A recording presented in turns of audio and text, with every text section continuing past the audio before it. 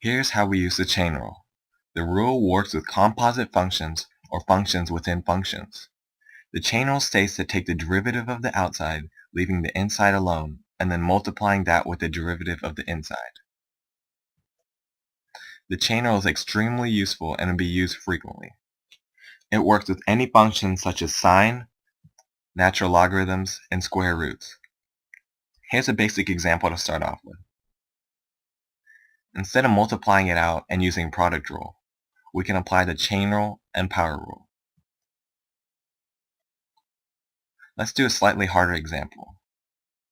If you can remember your trig derivatives, sine x will become cosine. The next step is to take the derivative of the inside, which comes out to be 2.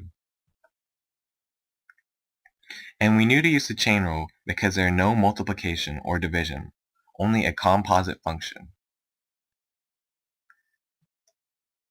The chain rule can also be used with product and quotient rule. In example 2, there are two functions being multiplied with each other. The first step is to differentiate the first function, x to the fourth.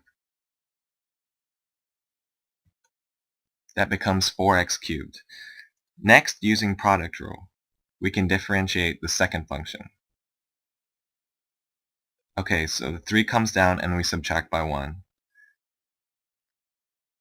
Next, we can take the derivative of the inside and multiply it, which comes out to be 9x squared.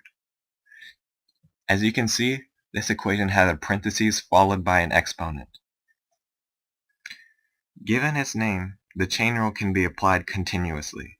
This is demonstrated in the next example. Okay, so this function has 3 subfunctions, cosine, tangent, and cube root of 3x squared. When we use the chain rule, we take one step at a time. Let's start off with cosine. Taking the derivative would come up with negative sign. Moving on to the next subfunction, tan. Notice we multiply what we evaluated instead of keeping everything in one term. In our last subfunction, we have the cube root of 3x squared, but we can rewrite that as 3x squared to the 1/3 power.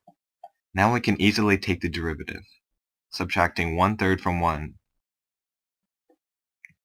Here are some common mistakes to avoid. Taking the derivative when you're not supposed to.